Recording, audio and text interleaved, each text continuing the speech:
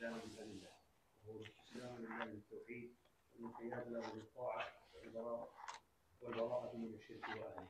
وهو 3 مراتب: الإسلام والإيمان والإحسان، وكل مرتبة لها أركان.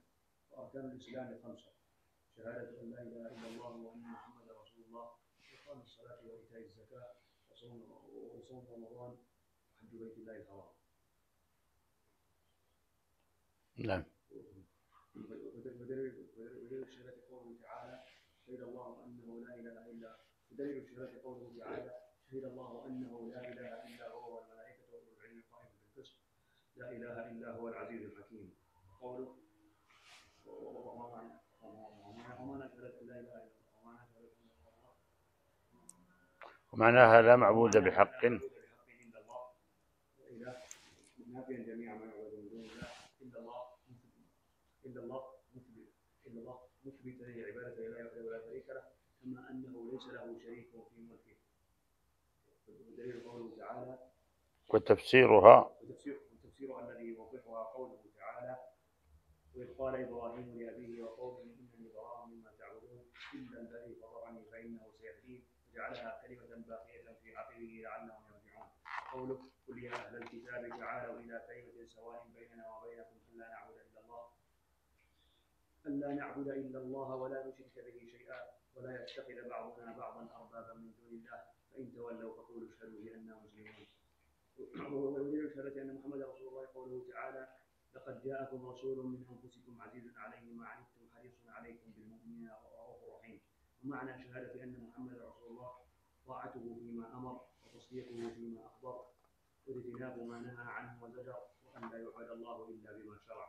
نعم. حسبك كلام. هذا يسمع. يلا تفضل يا نايف.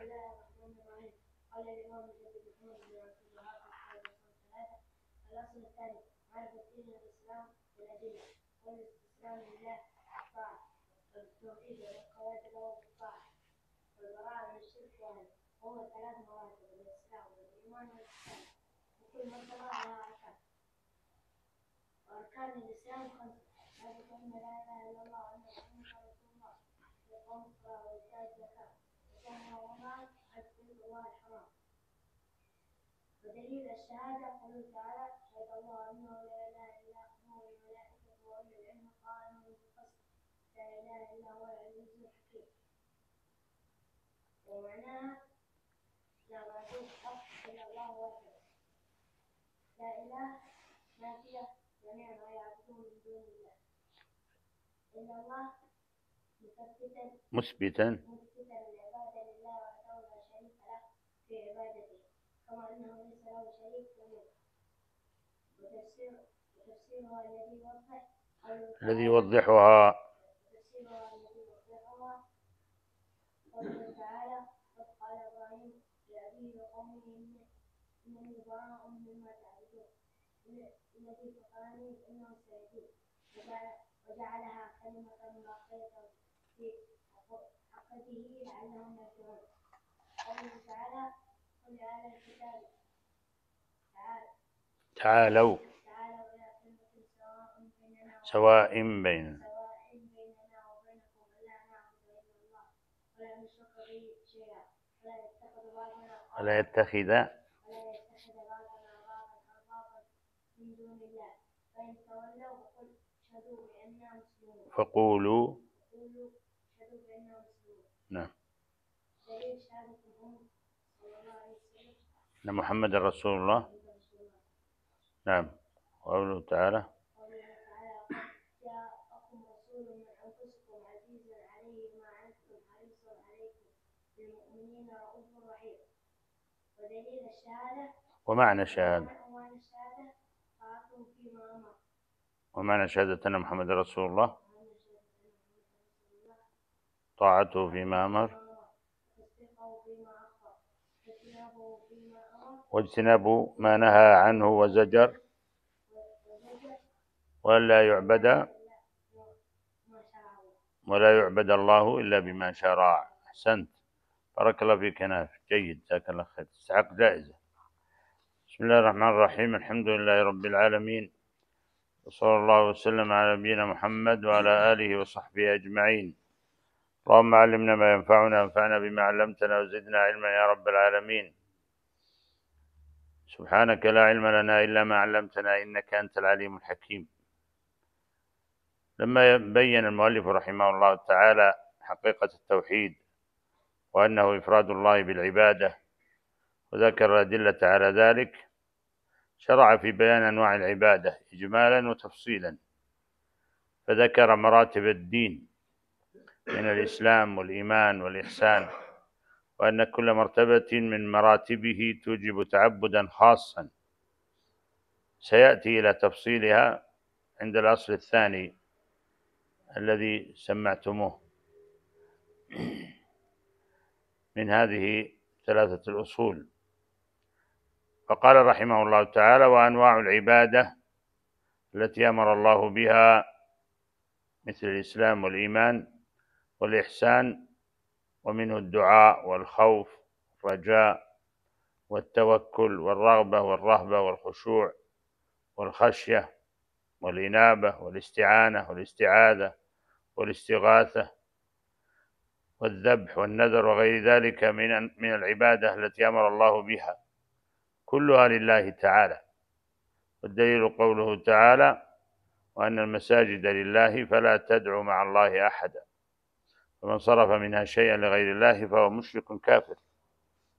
والعبادة تعريفها كما ذكر العلماء أنها اسم جامع لكل ما يحبه الله تعالى ويرضاه من الأقوال والأعمال الظاهرة والباطنة، وهي تشمل الحياة كلها. قال تعالى: قل إن صلاتي ونسكي ومحياي ومماتي لله رب العالمين لا شريك له وبذلك أمرت وأنا أول المسلمين.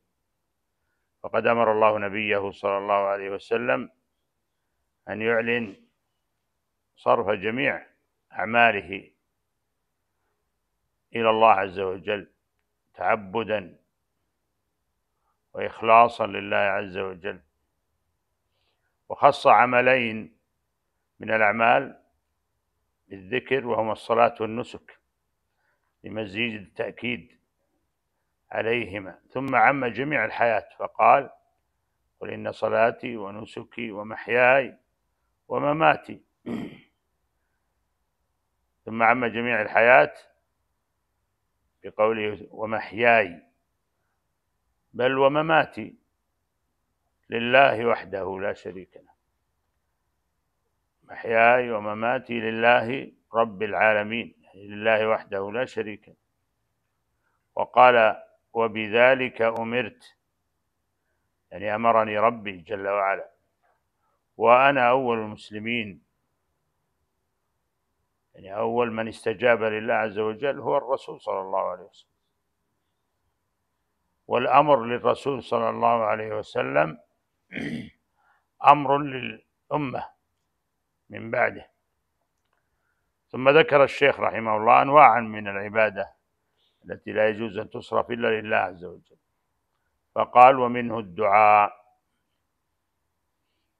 والدعاء من أشمل العبادات، بل لقد سماه الله تعالى عبادة في قوله تعالى: وقال ربكم ادعوني أستجب لكم إن الذين يستكبرون عن عبادتي سيدخلون جهنم داخرين.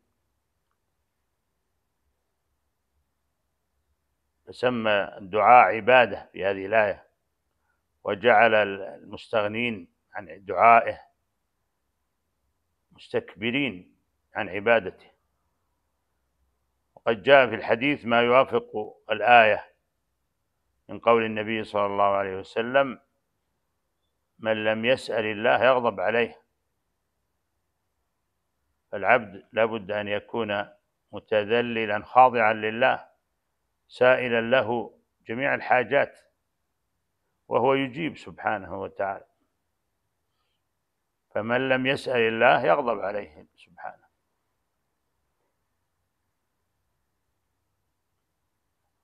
وقال الرسول صلى الله عليه وسلم: أيضا الدعاء هو العبادة.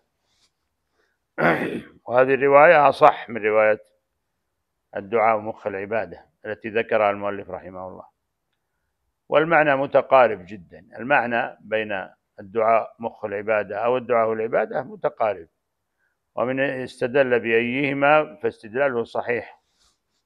لكن بالنسبة للرواية، رواية حديث الدعاء هو العبادة أصح، لأن الدعاء مخ العبادة فيه مقال ما يعني قد روي فيه راو فيه ضعف، عبد الله بن لهيعة، لكن يؤيده الحديث الدعاء هو العبادة.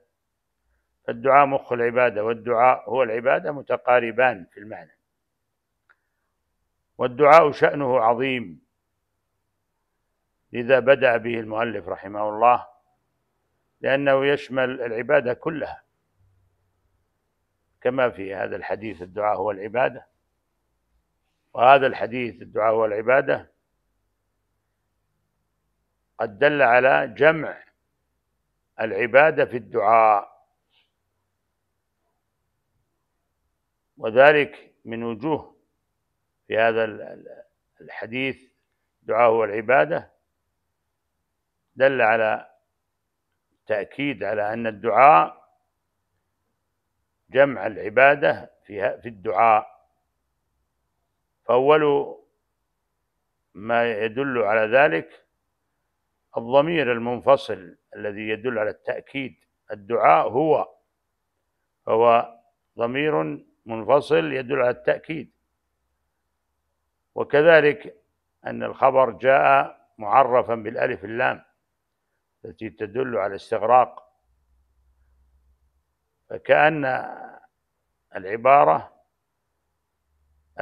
يعني معنى العبارة أن الدعاء هو كل العبادة، كل العبادة في الدعاء. وقد ذكر العلماء رحمهم الله أن الدعاء نوعان: دعاء مسألة ودعاء عبادة.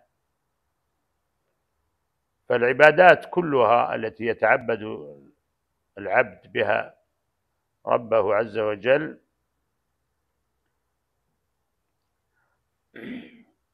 تفيد التوجه القلبي عند فعلها إلى الله عز وجل، وهذا معنى الدعاء. فهذه دعاء العبادة. فالصلاة توجه إلى الله عز وجل، جميع العبادات فيها التوجه القلبي لله عز وجل. فهذا التوجه القلبي يعني معناه أن يكون يعني معناه الدعاء توجه إلى الله عز وجل.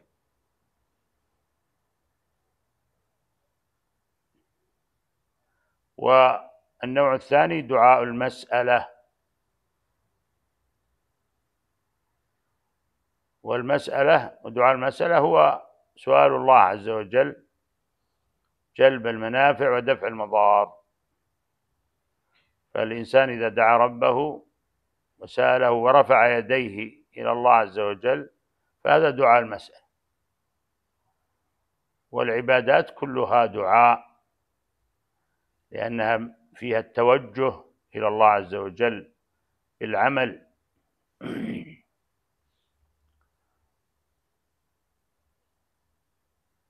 واستدل المؤلف رحمه الله تعالى للدعاء بقول الله تعالى: وقال ربكم ادعوني أستجب لكم. وهذا أمر من الله عز وجل، فالله عز وجل يأمرنا أن ندعوه، وفيه أيضا وعد أكيد بالإجابة. وهذا يدل عليه أيضا أن الجملة جاءت شرطية بقوله عز وجل: ادعوني أستجب لكم. فأستجب ما إعرابها؟ جواب الشرط مجزوم، وهو شرط يعني مقدر تقديره إن تدعوني أستجب لكم.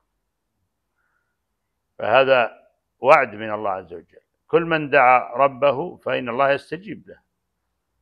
بس لا بد أن تزول الموانع، والله عز وجل كريم ولطيف بعباده، فكل ما دعوه استجاب له، وهذا وعد أكيد أستجب لكم. ثم قال بعدها: إن الذين يستكبرون عن عبادتي سيدخلون جهنم داخرين.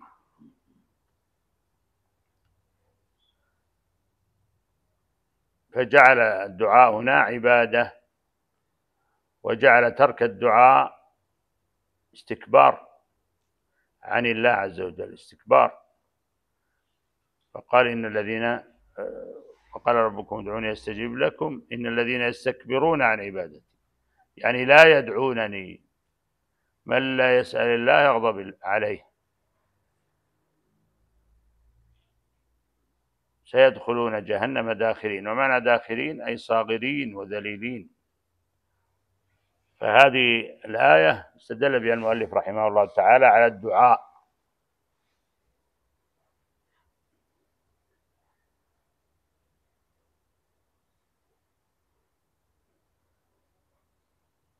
ثم قال رحمه الله تعالى: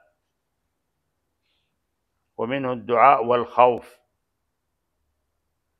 وقال: ودليل الخوف قوله تعالى: فلا تخافوهم وخافوني إن كنتم مؤمنين. والمقصود بالخوف هنا هو خوف التعظيم، خوف التعظيم والتعبد. أما الخوف الطبيعي فلا يعد عبادة، ولا يعد من خاف غير الله خوفا طبيعيا أنه مشرك.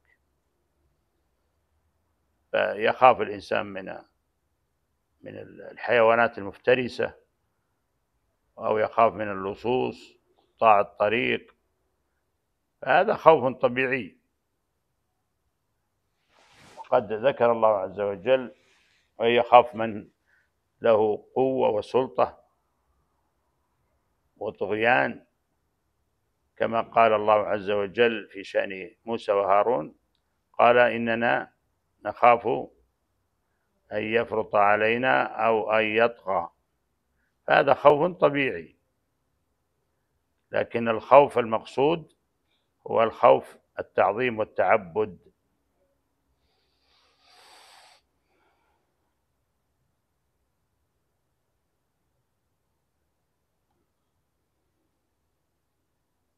كخوف المشركين من الأصنام.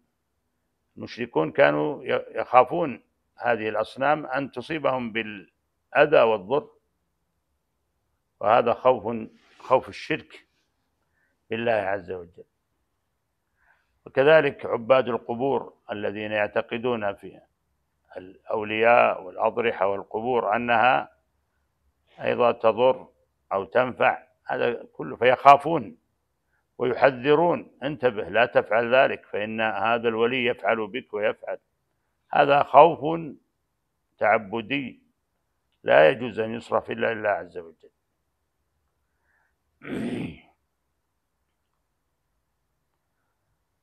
استدل المؤلف بقول الله عز وجل: فلا تخافوهم وخافوني إن كنتم مؤمنين.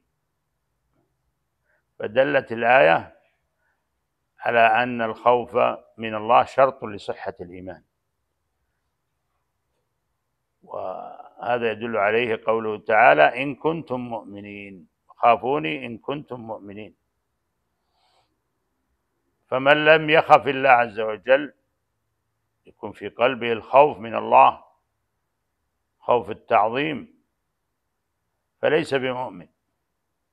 ومن صرف هذا الخوف وهو خوف التعظيم والعبادة، خوف التعظيم لغير الله، فقد أشرك. ثم قال المؤلف رحمه الله تعالى: ودليل الرجاء قوله تعالى: فمن كان يرجو لقاء ربه فليعمل عملا صالحا ولا يشرك بعبادة ربه أحدا. والرجاء توقع الخير عند من يرجى، توقع الخير عند من ترجوه، والذي يرجى لكل خير هو الله سبحانه وتعالى. والعبد مأمور بحسن رجاء ربه عز وجل، كما قال تعالى: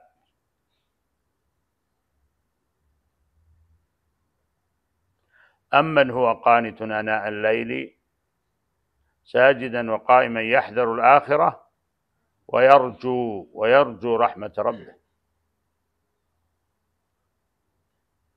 فالعبد في عبادته يتقلب بين الرجاء والخوف، وهذا الرجاء مثل الخوف، رجاء التعبد ورجاء التوجه إلى الله عز وجل، وأن يكون راجيا لله عز وجل في كل أعماله، لأنه يعلم أن الله عز وجل هو القادر على كل شيء، وأن أيضا يعمل العمل وهو يرجو أن يقبله الله عز وجل منه. فالأعمال كلها كما في الآية السابقة: قل إن صلاتي ونسكي ومحياي ومماتي لله رب العالمين، كلها يصرفها لرب عز وجل ويتعبد بها الله، ثم يرجو قبولها، لا يرجو قبولها من غير الله. فالذي يقبل العبادة ويقبل التوبة ويقبل الإنابة هو الله عز وجل، هو الذي يقبل التوبة عن عباده. فالقبول لا يكون إلا من الله. ولقد رأيت مشهدا قبيحا فاسدا لبعض المتصوفة، يقول لأحد من يدعون أنه من أولياء الله: قل يا شيخ، قل قبول، اقبلنا. فيقول هذا الرجل: قبول؟ يعني شوف كيف يعتقدون أنه يقبلهم. هذا شرك بالله عز وجل. فالله عز وجل هو الذي يقبل، وهو الذي يرجى سبحانه للقبول. أما المخلوقين فليس لهم في ذلك شيء.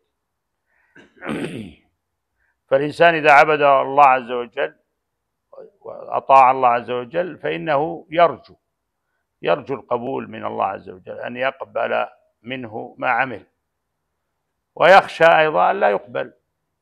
وهكذا حال الصالحين المؤمنين الذين أثنى الله عز وجل عليهم في كتابه بقوله: والذين يؤتون ما آتوا وقلوبهم وجلة أنهم إلى ربهم راجعون. فهم يعملون الأعمال ويرجون قبولها ويخشون أن لا تقبل.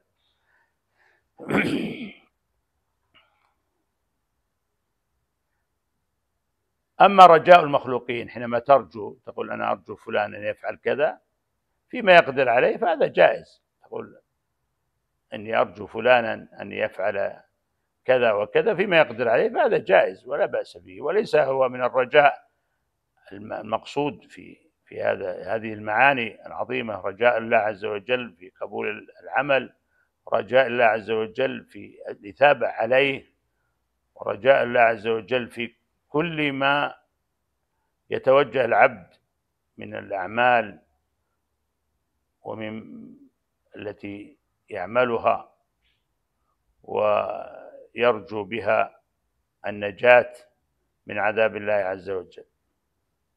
فالذين يرجون مخلوقين مثل هذا الموقف الذي قلت لكم ويسألونه القبول، هؤلاء قد ضلوا ضلالا بعيدا وأشركوا بالله عز وجل. ثم قال المؤلف رحمه الله: ودليل التوكل قوله تعالى: وعلى الله فتوكلوا إن كنتم مؤمنين. والتوكل هو الاعتماد على الله عز وجل، ومعناه في اللغة هو التوكل على الاعتماد على الغير في الحاجات، ولذلك يسمى من ينوب عن الشخص وكيل. والتوكل على الله عز وجل معناه الاعتماد القلبي على الله عز وجل والثقة به سبحانه في جلب كل نافع ودفع كل ضار، وهو من أعمال القلوب. وهو عبادة عظيمة تصدر عن كمال الثقة بالرب الكريم مع الاتيان بالأسباب المشروعة المأمور بها في الشريعة. الإنسان يتوكل على الله عز وجل ثم يأتي بالأسباب التي أمر بها، وهذا الاتيان بالأسباب قد فعله النبي صلى الله عليه وسلم، فإن النبي صلى الله عليه وسلم أعظم المتوكلين على الله عز وجل، ومع ذلك أخذ بالأسباب. ففي هجرته صلى الله عليه وسلم إلى المدينة اتخذ أسبابا كثيرة في التخفي عن المشركين، وهذا أمر واجب على الإنسان. وقد ضل من ضل في عدم الأخذ بالأسباب وحسب أنها تنافي التوكل، وهي لا تنافي التوكل. الأخذ بالأسباب لا ينافي التوكل. وقول الله، واستدل المؤلف رحمه الله تعالى على التوكل بقوله وعلى الله فتوكلوا إن كنتم مؤمنين. وفي الآية أيضا دليل على أن من لم يتوكل على الله فليس بمؤمن. والآيات في التوكل على الله عز وجل كثيرة جدا، ومنها ما استدل به المؤلف أيضا بقول الله تعالى ومن يتوكل على الله فهو حسبه، يعني كافيه. وهذه الآية أيضا دلت على أن من لم يتوكل على الله فليس بكافيه. مفهومها أن من لم يتوكل على الله فليس بكافيه. فالذي يتوكل على الله الله يكفيه سبحانه. وكما قلت إن الأدلة في التوكل والآيات في التوكل كثيرة جدا لعظيم هذا المعنى وأهميته، كما قال تعالى إنما المؤمنون الذين إذا ذكر الله وجلت قلوبهم وإذا تليت عليهم آياته زادتهم إيمانا وعلى ربهم يتوكلون. قال تعالى قل لن يصيبنا إلا ما كتب الله لنا هو مولانا وعلى الله فليتوكل المؤمنون. وقال جل وعلا ولله غيب السماوات والأرض وإليه يرجع الأمر كله فاعبده وتوكل عليه وما ربك بغافل عما تعملون. وقال جل وعلا وتوكل على الحي الذي لا يموت وسبح بحمده. فالذي يتوكل عليه هو الذي لا يموت، الحي الذي لا يموت سبحانه، والخلق كلهم يموتون. فقال جل وعلا وتوكل على الحي الذي لا يموت وسبح بحمده وكفى به بذنوب عباده خبيرا. وقال جل وعلا وتوكل على الله وكفى بالله وكيلا. وقال جل وعلا إنه يعني الشيطان ليس له سلطان على الذين آمنوا وعلى ربهم يتوكلون. الشيطان ليس له سلطان على من اتصف بالإيمان والتوكل، إنه ليس له سلطان على الذين آمنوا وعلى ربهم يتوكلون. وقوله فإن تولوا فقل حسبي الله لا إله إلا هو عليه توكلت وهو رب العرش العظيم، إلى غير ذلك من الآيات في التوكل، هي كثيرة جدا. ثم قال المؤلف رحمه الله ودليل الرغبة والرهبة والخشوع قوله تعالى إنهم كانوا يسارعون في الخيرات ويدعوننا رغبا ورهبا وكانوا لنا خاشعين. وهذه أنواع ثلاثة من أنواع العبادة ذكرت في هذه الآية: الرغبة والرهبة والخشوع. يدعوننا رغبا ورهبا وكانوا لنا خاشعين. والرغبة معناها حصول محبة حصول المرغوب المثمرة للعمل في تحصيل ذلك المرغوب، والرهبة الخوف من وقوع المحذور المثمر للهرب من ذلك المرهوب، والخشوع معناه في اللغة الخفض والتطامن، خشعا أبصارهم يقول الله عز وجل، الخفض والتطامن، وخشعت الأصوات للرحمن، والتذلل القلبي كما قال تعالى: قد أفلح المؤمنون الذين هم في صلاتهم خاشعون، فهو أيضا من أعمال القلوب.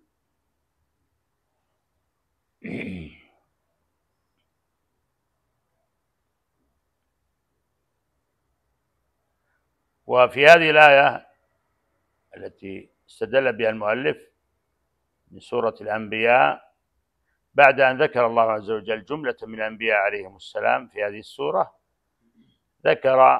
أثنى عليهم ومدحهم بقوله: إنهم، يعني هؤلاء الأنبياء عليهم السلام، كانوا يسارعون في الخيرات ويدعوننا رغبا ورهبا وكانوا لنا خاشعين. ثم قال المؤلف رحمه الله تعالى: ودليل الخشية قوله تعالى: فلا تخشوهم واخشوني، فلا تخشوهم واخشوني. والخشية بمعنى الخوف، يعني بمعنى الخوف، لكن الخشية فيها خصوصية، يعني أخص من الخوف، لأنها تكون مبنية على العلم بعظمة من يخشى. ولذلك الله عز وجل قال في كتابه: إنما يخشى الله من عباده العلماء. فالعلماء يخشون الله خشية، يخافون الله خوفا أعظم من خوف غيرهم، لذلك سميت خشية لأنها مبنية على العلم. إنما يخشى الله من عباده العلماء. قال النبي صلى الله عليه وسلم في إني أخشاكم إلى الله، من الله أو إلى الله. فهذه الخشية يعني أخص من الخوف، بمعنى أن فيها تعظيم من يخشى. والعلم إيش؟ نعم. فالخشية هذه ناتجة عن علم. إنما يخشى الله من عباده العلماء، وكما قال النبي صلى الله عليه وسلم: ليخشاكم إلى الله. ثم قال المؤلف رحمه الله: ودليل الإنابة قوله تعالى: وأنيبوا إلى ربكم وأسلموا له. والإنابة هي الرجوع والتوبة. أناب بمعنى رجع وتاب، لكن الإنابة أيضا كذلك أعظم من التوبة وأخص منها، لأنها تدل على استمرار الرجوع والشعور بالذنب وطلب العفو، دائما منيب إلى الله عز وجل، دائما يعني تائب وراجع إلى الله عز وجل، كما قال تعالى في شأن المؤمنين ومدح المؤمنين الذين الله عز وجل وعدهم، المتقين الذين وعدهم الله الجنة، بقوله: وأزلفت الجنة للمتقين غير بعيد هذا ما توعدون لكل أواب حفيظ من خشي الرحمن بالغيب وجاء بقلب منيب. فهنا منيب الإنابة إلى الله عز وجل، وخشي الرحمن يعني الخشية التي نتجت عن العلم بالله عز وجل. وصف الله عز وجل بها خليله إبراهيم عليه السلام بقوله تعالى: إن إبراهيم لحليم أواه منيب. هذه أوصاف إبراهيم عليه السلام، الأواه والمنيب كلها الرجوع، تدل على الرجوع والخضوع لله عز وجل والتوبة الدائمة مستمر في توبته وإنابته إلى الله عز وجل. ثم قال المؤلف: ودليل الاستعانة قول الله عز وجل: إياك نعبد وإياك نستعين. والاستعانة طلب العون، وهي نوعان: طلب العون فيما لا يقدر عليه إلا الله عز وجل، فهذا لا يجوز أن تصرف إلا لله عز وجل، وهي التي عناها المؤلف رحمه الله، الاستعانة فيما لا يقدر عليه إلا الله عز وجل. أما الاستعانة فيما يقدر عليه المخلوق فجائز، تقول تستعين بفلان، تستعين بكذا، هذا جائز، لكن المقصود فيما لا يقدر عليه إلا الله عز وجل. واستدل المؤلف أيضا رحمه الله بحديث ابن عباس، وهو حديث عظيم: احفظ الله يحفظك، وفيه: وإذا استعنت فاستعن بالله، يعني تستعين بالله فيما لا يقدر عليه إلا الله عز وجل. ثم قال المؤلف رحمه الله: ودليل الاستعاذة قوله تعالى: قل أعوذ برب الفلق. والاستعاذة هي الالتجاء والاعتصام بمن تعتقد أنه يعيذك ويحميك من كل ما تخاف منه، فيستعيذ العبد برب عز وجل، هو الذي يعيذه من كل مكروه. ولذلك قال الله عز وجل في سورة الفلق وفي سورة الناس: قل أعوذ، سورتان في التعوذ به سبحانه.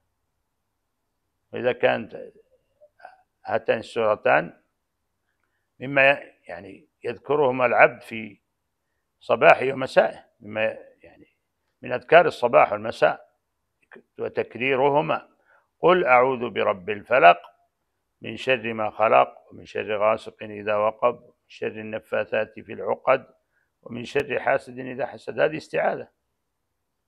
قل أعوذ برب الناس ملك الناس إله الناس من شر الوسواس الخناس الذي يوسوس في صدور الناس من الجنة والناس.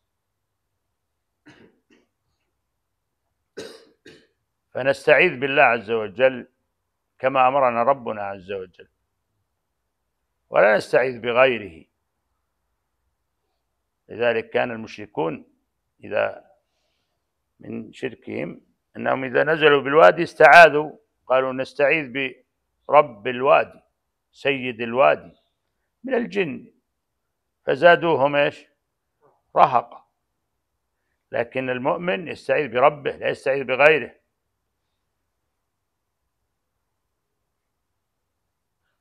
وقد ذكر الله عز وجل الاستعاذة في هاتين السورتين، وكذلك في قول الله عز وجل: وإما ينزغنك من الشيطان نزغ فاستعذ بالله إنه هو السميع العليم. وكذلك قال الله عز وجل: وقل ربي أعوذ بك من همزات الشياطين وأعوذ بك ربي أن يحضرون. وشرع الله لنا الاستعاذة عند تلاوة القرآن، نستعيذ بالله عز وجل عند تلاوة القرآن من الشيطان الرجيم، فقال الله عز وجل: فإذا قرأت القرآن فاستعذ بالله من الشيطان الرجيم. فهذه الاستعاذة وهذه أدلتها. ثم قال المؤلف رحمه الله تعالى: ودليل الاستغاثة قوله تعالى: إذ تستغيثون ربكم فاستجاب لكم أني ممدكم ب1000 من الملائكة مردفين. والاستغاثة هي طلب الغوث ممن يعني يستطيع أن ينقذك مما وقعت فيه من ضيق. والفرق بين الاستعاذة والاستغاثة: الاستعاذة هي طلب الحماية والمنع قبل وقوع المرهوب، أما الاستغاثة فهي طلب العون بعد وقوع المرهوب. والمقصود بالاستغاثة هنا الاستغاثة فيما لا يقدر عليه إلا الله عز وجل، فيما لا يقدر عليه إلا الله. أما ما يقدر عليه المخلوق فتستغيث بالمخلوق فيما يقدر عليه المخلوق جائز، ودليلها قول الله عز وجل: فاستغاثه الذي من شيعته على الذي من عدوه فوكزه موسى فقضى عليه.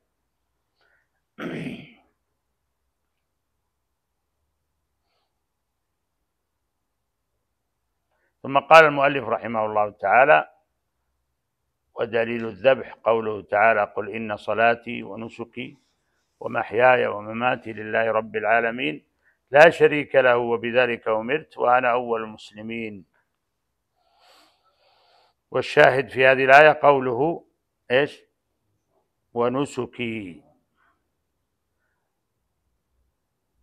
ونسكي بمعنى إيش؟ ذبحي.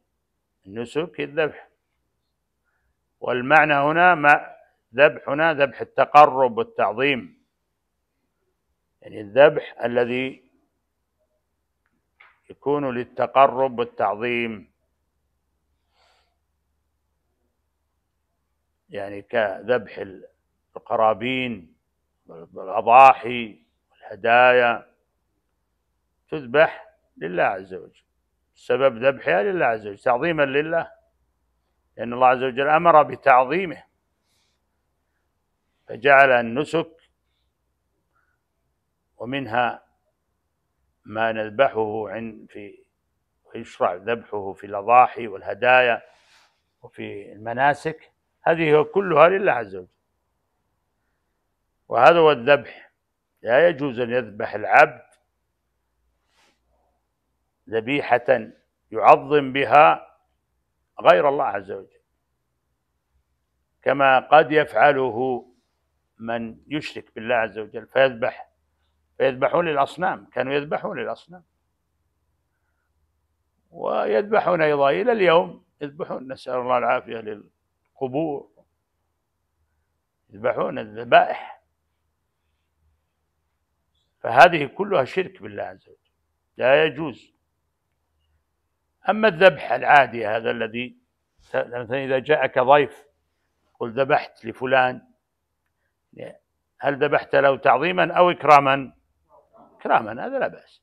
أما إن كان تعظيم فلا يجوز إلا لله عز وجل، ومن ذبح لغير الله فقد أشرك. لكن أن تذبح لفلان إكراما له فإن هذا جائز.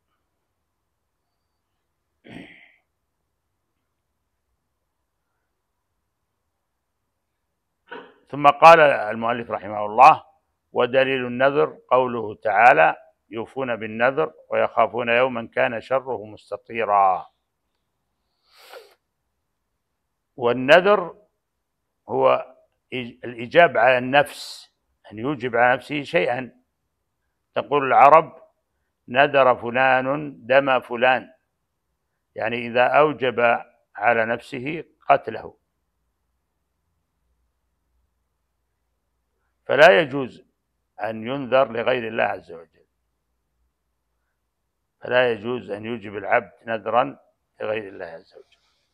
وقول الله عز وجل: يوفون بالنذر، الأرجح أن المقصود النذر في الآية أنه إلزام العبد نفسه بجميع العبادات، فإن العبد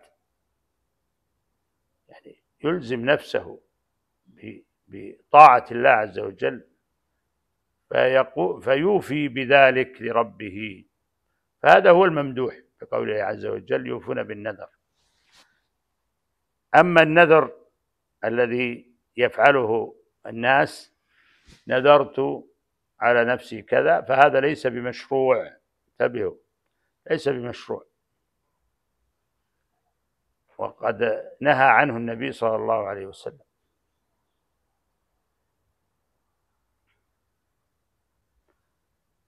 وقال: إنما يستخرج به إيش؟ من البخيل. وإذا فعله الإنسان وألزم نفسه وجب عليه أن يفي به، لكن ليس مشروعا والآية بمعنى أنه يوفون بالنذر بمعنى إيش؟ من العبادة، جميع العبادات. ولذلك قال الله عز وجل في شأن الحجاج إيش؟ ثم وش الآية؟